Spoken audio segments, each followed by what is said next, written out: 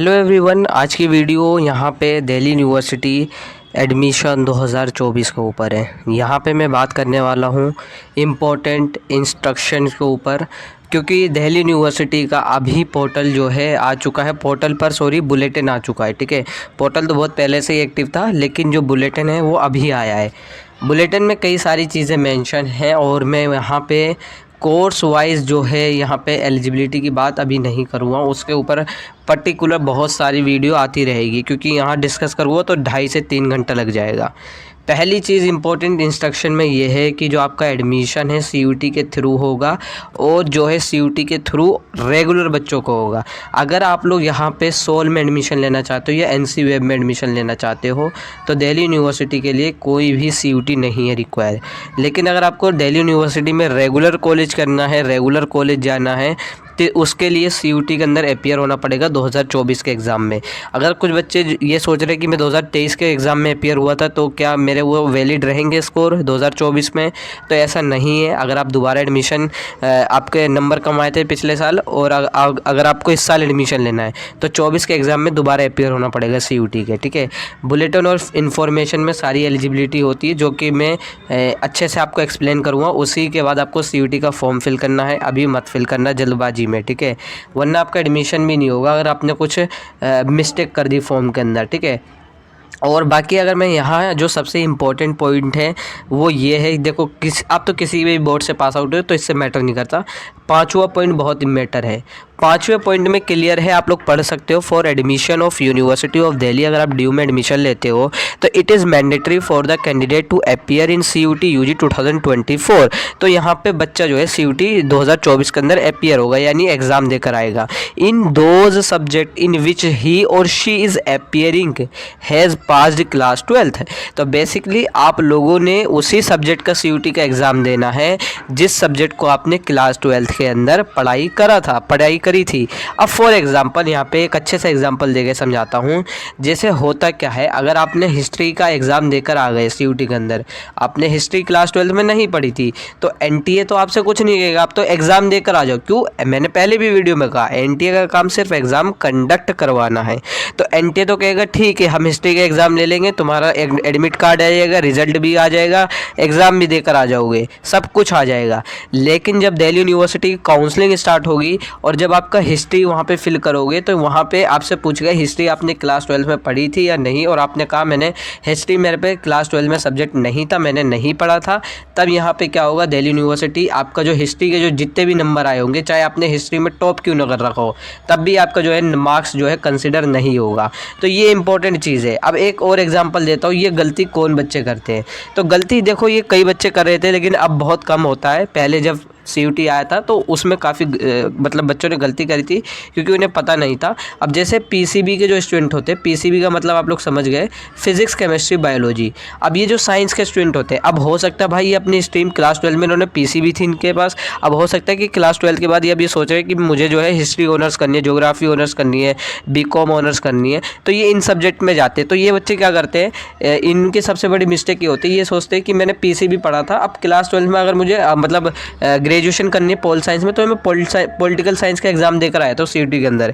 तो ऐसा नहीं होगा। अगर आप पॉलिटिकल साइंस का सीयूटी के अंदर एग्जाम देकर आ जाते हैं ये पीसीबी वाले बच्चे, तो जब इनकी मेरिट कैलकुलेट होगी तो जब ड्यू पूछेगा कि आपने पॉलिटिकल साइंस क्लास 12 में पढ़ी थी जो आप एग्जाम देकर आ जाए, तो यहाँ पे क्या करेगा, ड्यू इनका जो है पॉलिटिकल साइंस का जो नंबर है वो रिजेक्ट कर देगा।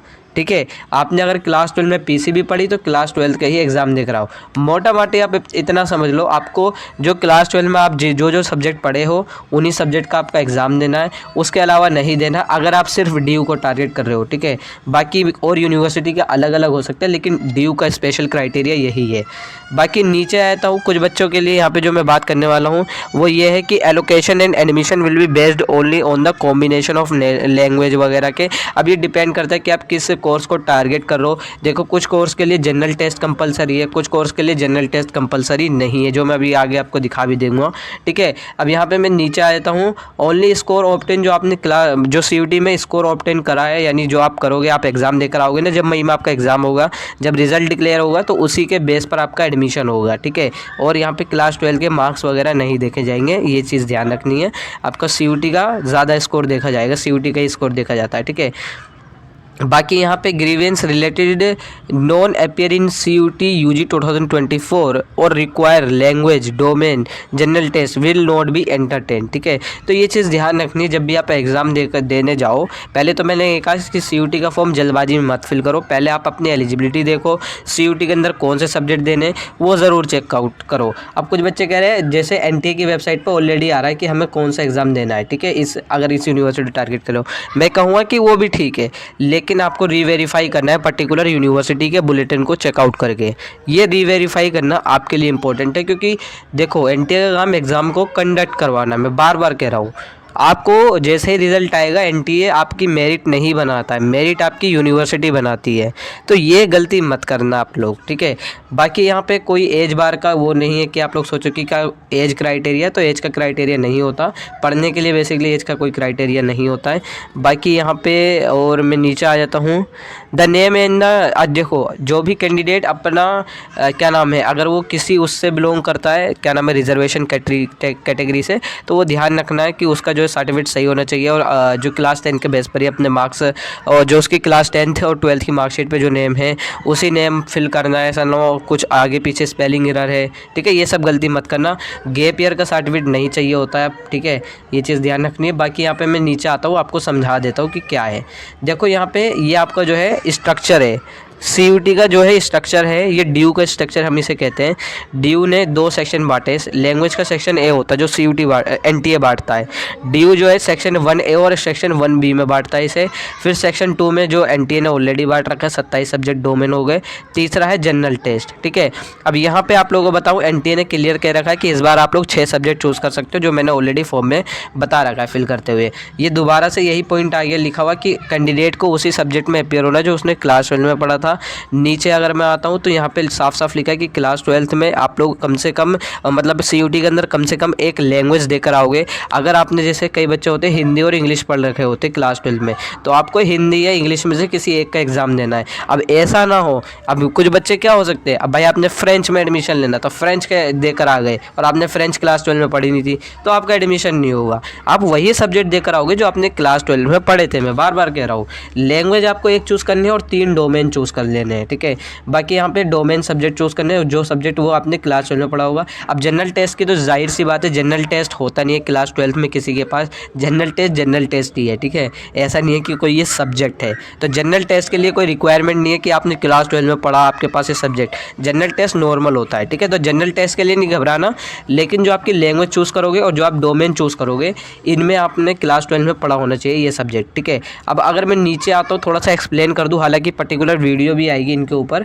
तो यहाँ पे मैं नीचे जब आता हूँ थोड़ा सा एक्सप्लेन कर देता हूँ।